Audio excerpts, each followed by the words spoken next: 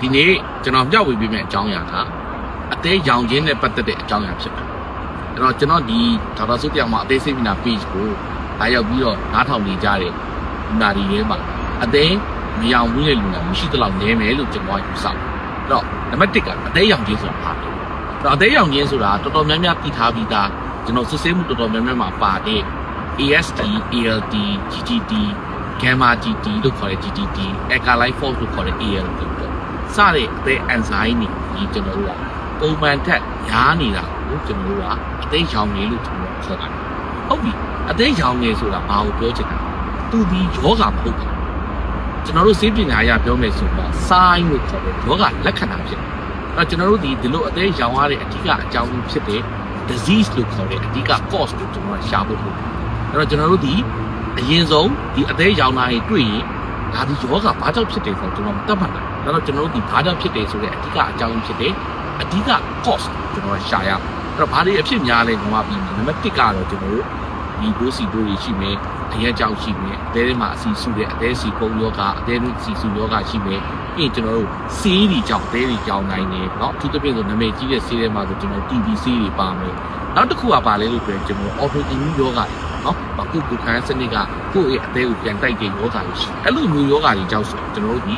အသေးရောင်နဲ့အသေး enzyme တွေတက်လာနေဆိုတော့ကျွန်တော်တွေ့ရတယ်အဲ့တော့တော်တော်များများကျွန်တော်တွေ့ရတဲ့ကိစ္စတွေဘယ်လိုလဲလို့ပြောအသေးတွေရောင်ပြီးအသေး enzyme တွေတက်နေပြီဆိုရင်ခုနပြောတဲ့အဓိကကျွန်တော်ဖြစ်ရတဲ့အကြောင်းရင်းကိုကျွန်တော်တိတိကျကျရေးရကျွန်တော်မသိသေးပဲနဲ့ကျွန်တော်ဒီအသေးအားစီးတွေတောက်ကြတယ်เนาะအသေးအားစီးဆိုရင်ကုမ္ပဏီပေါင်းများစွာရှိတဲ့အသေးအားစီးအကုန်တောက်ကြတကယ်တော့ကျွန်တော်ဒါဒီမှန်ကန်တဲ့ကုသမှုဟုတ်အဲ့ကျွန်တော်မှန်ကန်တဲ့ကုသမှုဆိုတာအပိုင်း၃ပိုင်းပါနံပါတ်1ကဘာကြောင့်ဖြစ်ရလဲဆိုတဲ့အကြောင်းကိုကျွန်တော်ရှာရ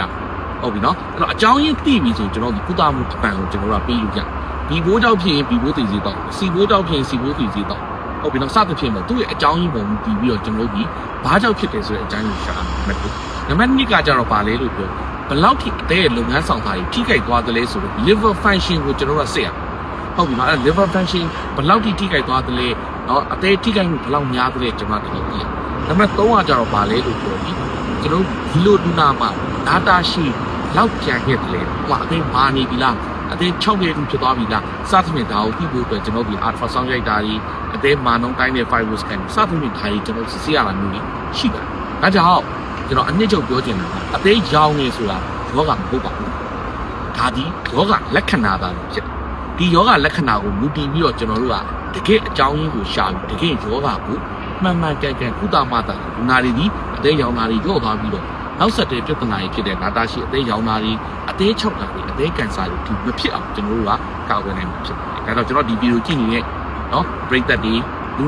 နာရှင်တွေထဲမှာအသေးရောင်နာကိုမြင်မှုထားတယ်ကိုဒီဘာအကြောင်းရင်းကြောင့်ဆိုတာတူတူချာချာသိသွားဖို့လိုအပ်တယ်ဆိုတာကိုနားလည်လောက်မယ်လို့ကျွန်တော်ပြောတယ်ခင်ကျွန်တော်ဒေါက်တာစုတရားမှာအသေးစိတ်နာ page ကနေအသေးကျမ်းမာရေးဆိုင်ရာဒီပညာတွေလာရောက်နားထောင်နေလို့ကျွန်တော်ကထင်မှန်ပြောက်ပြလိုက်